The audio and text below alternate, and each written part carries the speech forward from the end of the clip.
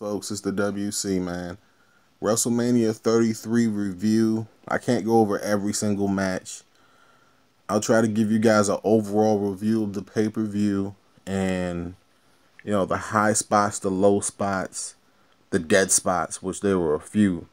But I want to start with the main event of Roman Reigns going over and beating The Undertaker. I mean, this is just like I predicted. The pace of the match was slow, it dragged.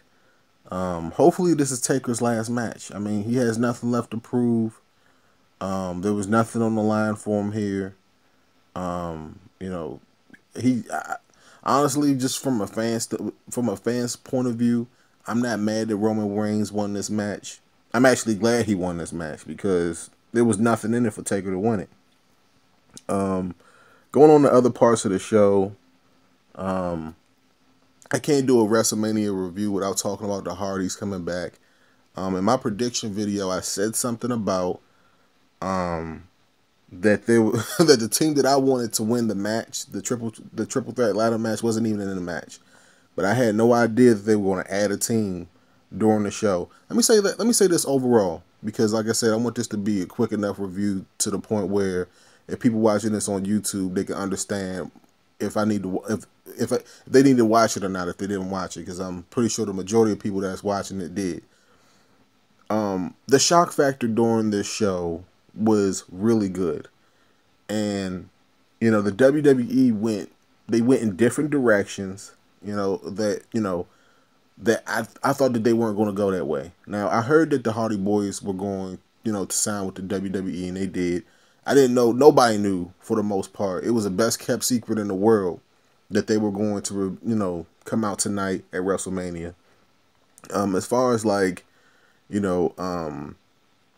Chris Jericho losing his title and titles changing hands, and there was a lot of champions that retained their belts. Bayley retained her belt, Neville returned her belt, and the thing that pissed me off the most about this whole WrestleMania thing was the Andre the Giant Battle Royal. And you can say that, give or take, that's, what was that, like kickoff? Wasn't that was WrestleMania kickoff? And as soon as I seen Rob, what was his name? It's Rob Gronkowski, right? As soon as I seen Gronkowski in a crowd, I knew that they were going to give it to Mojo Rawley. And Mojo Rawley is like an alum of Maryland. He's like a Maryland Terp, so I can't hate on Mojo. I love Mojo. I can't hate on Mojo. But it was cheesy. It was corny. Braun Strowman should have won that match. I just didn't get it. I love the show from just about from the beginning to the end. We seen the John Cena proposal coming from miles and miles away. It was no shock whatsoever. Like the WWE Championship match with Bray Wyatt and Randy Orton, it had a couple scenes in it where they had the bugs and the stuff and the worms and stuff in the middle of the ring. It was a little cheesy. I'll say it like that. But I'm kind of upset that they just ripped the belt off of Wyatt before he could really have a reign. It was almost like they just did it for WrestleMania. So, it's kind of upsetting that they took the belt off of him. Goldberg versus Lesnar was probably the most anticlimactic match of the night. It was probably the most disappointing.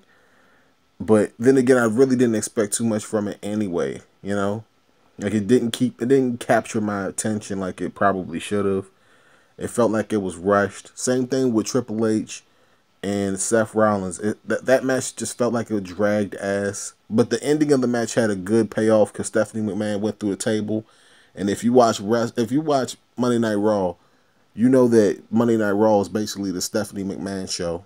All right, so it was good to kind of see her, take a bump. I mean, it is what it is. I think that Stephanie McMahon is a nice lady, but her on air character is just the shits. I'm sorry, it's just terrible.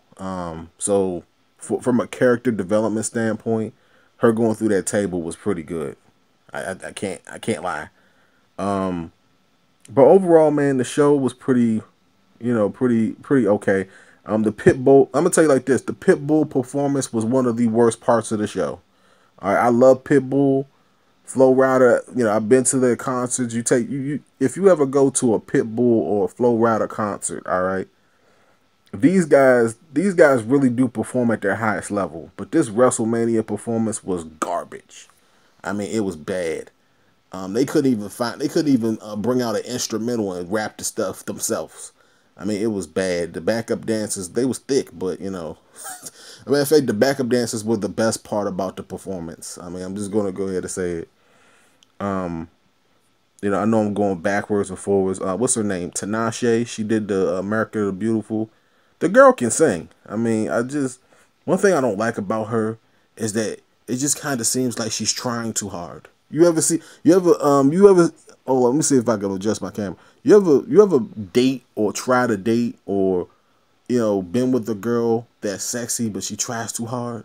That's Tanasha. That's the reason why her music doesn't do well. That's the reason why she's not Rihanna. All right, I'm not taking shots or digs at her, but you hear her sing "America the Beautiful," you like, you know, why isn't this girl like Rihanna level? You understand what I'm trying to say? That's why.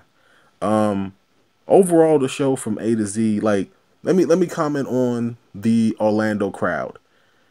These guys they seem like they were in it and then out of it. Even at the pre-show matches and the cruiserweight matches, they just like you were just waiting for them to explode. And I think that when the Hardys came out, that's when they exploded.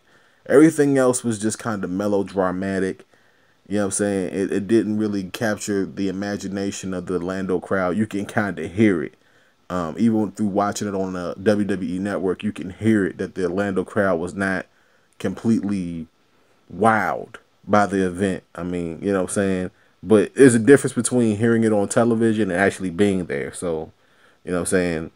I mean, you know, there's a difference. I should know. Overall, let me give an overall rating of the pay-per-view. I want to make sure I mention JR too. He lost his wife tragically.